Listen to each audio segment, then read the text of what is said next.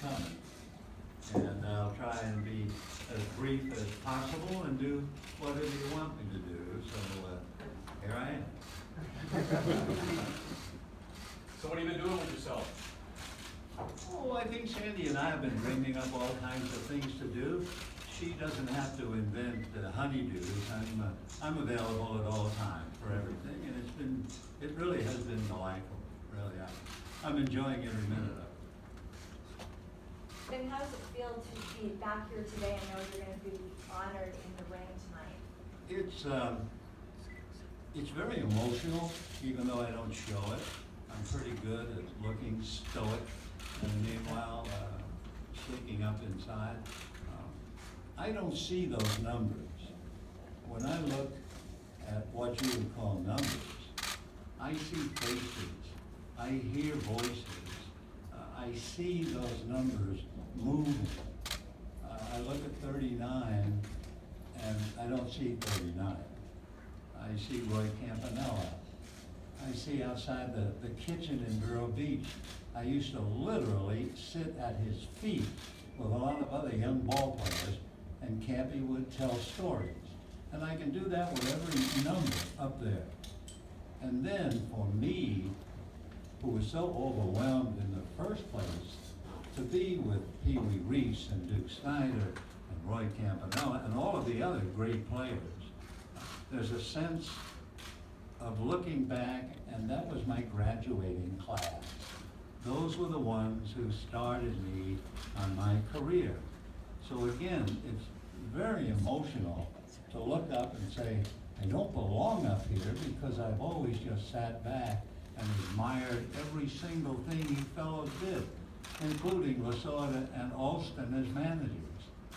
Alston, I look up at his number 24, and I remember the time he challenged the team on a bus ride from Pittsburgh's ballpark to the airport.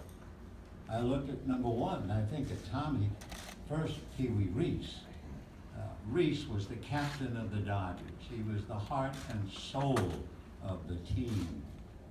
His wife was the house mother for all the young players. So I couldn't look at number 1 without saying Pee Wee. And then of course number 2, I think of 2 people for 2. One, Leo DeRocher, which is going way back. And the other, of course, Tommy Lasorda.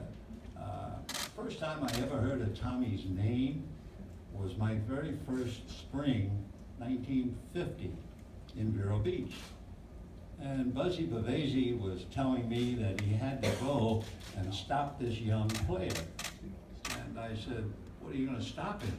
He said, well, we have 700 players in camp, which is the way it was in those days. They had 26 farm clubs.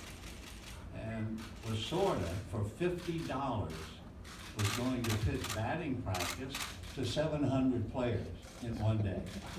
And Buzzy said, I'm going to stop him because he will try and he'll kill himself trying to pitch. And so those numbers are not numbers at all to me. I can hear them. I really can. I look at 42, and I've told the story before, but I think of Jackie challenging me to ice skate, even though he'd never been on his skates in his life, and walking out on his ankles, as you do if you've never been on skates. I think of a million things looking at what everyone else calls numbers. So it is a very, very precious time for me, and I'm looking forward to it. But again, in all honesty, I hope it's brief and get off the stage, and that'll be that. Vin, welcome home. Thank you. I'm curious, I heard on the radio today on Bible station KNX that you said this is your last hurrah. What do you mean by that? Well, I think it's self-explanatory in the sense the Dodgers have been so good to me, so thoughtful. Last year, I had so many things happen that were absolutely overwhelming in saying goodbye. And then, of course, we went to San Francisco, and the Giants were unbelievably nice and kind. And now tonight, I'll go out and join the numbers. But I can't think of another award I could get unless it's cleanliness or I don't really know of anything else. So what I meant was it's the last time, in my mind, that I'll be in the spotlight. I mean, I have to do what I have to do. I plan to be here at times. No one will know. Sandy and I will come in and we will leave, and that will be that.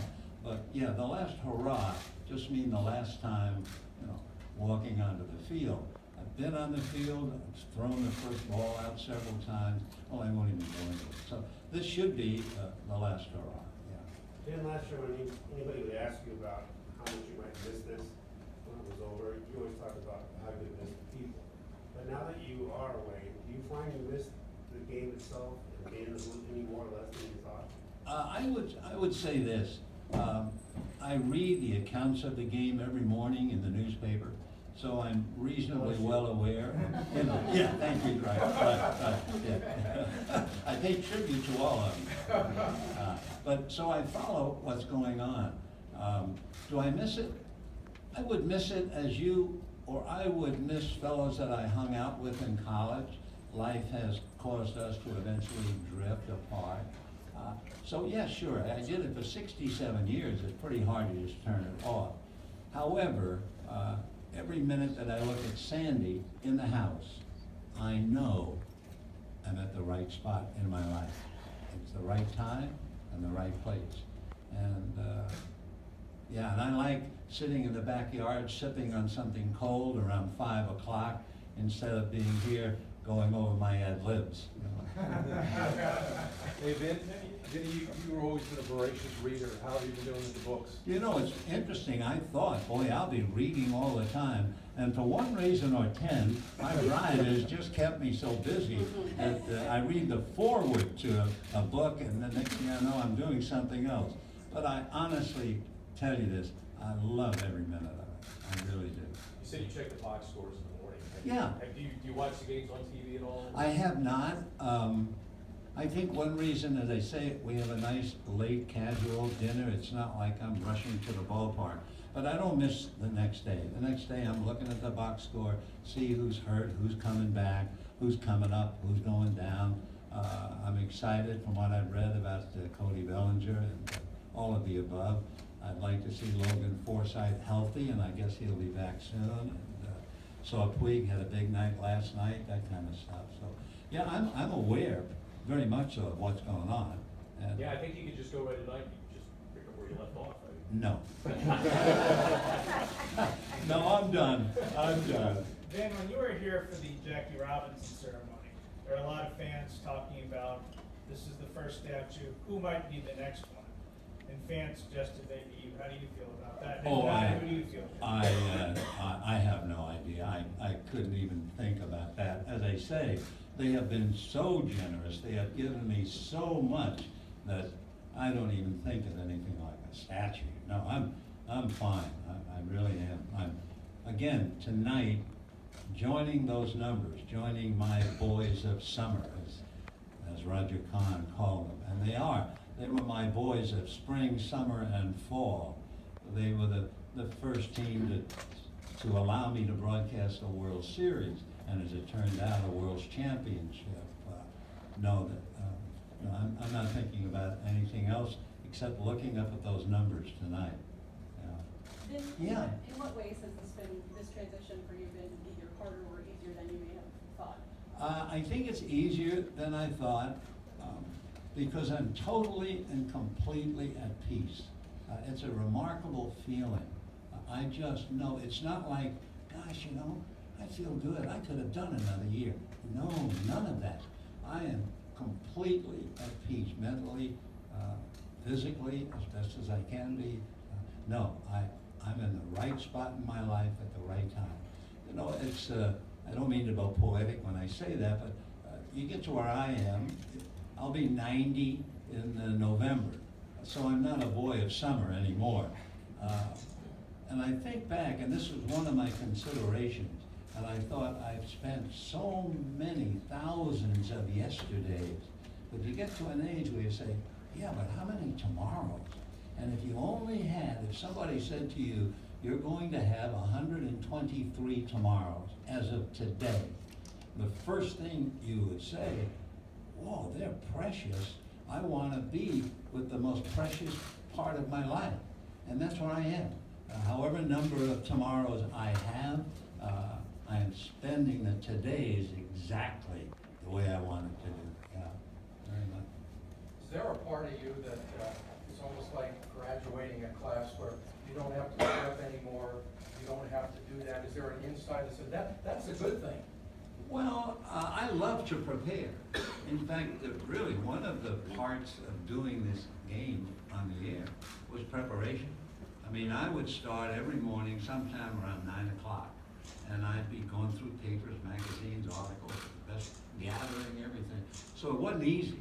And I used to say to people kiddingly, well, I'm going upstairs to go over my ad libs.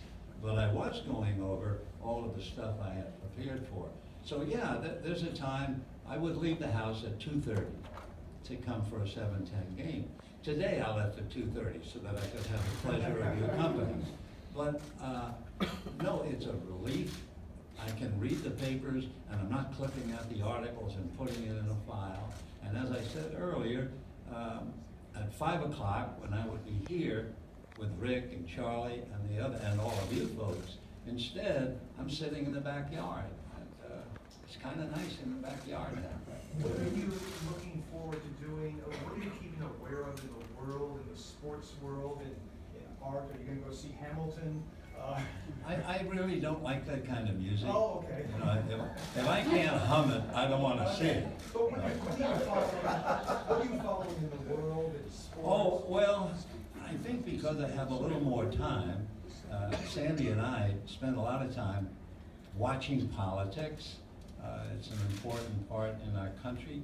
There are a great many moments if you watch politics, especially on television and read the papers, where you're really troubled over what's going on in public demonstrations. But I won't get into all of that. But I'm just trying to be aware of as much as I possibly can. And that's about it, really. Just taking it easy. Yeah, I don't want to keep you any longer. I know you all have work to do. You said last year, Yeah. at one of the ceremonies, that you respected ball players because you know how hard they worked to get here, and how hard they had to work to stay. Do you feel it's the same for you with broadcasting?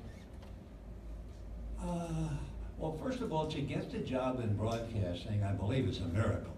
I mean, when you think of all the people who would love to broadcast, my own life was complete miraculous. How I ever got the job sums up really God's grace and charity to me, because I had no shot.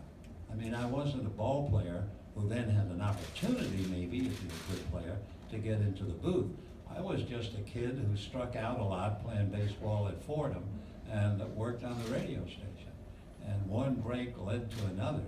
I mean, I have youngsters ask me, you know, how can you get into, and I hate to tell them the story because it is so incredible, the things that happened in my life to get me here. And then to be allowed to do it for 67 years, believe me, I don't take that for granted at all. I don't know how or why, except God's grace. There's no other reason why I would be allowed to do it this long.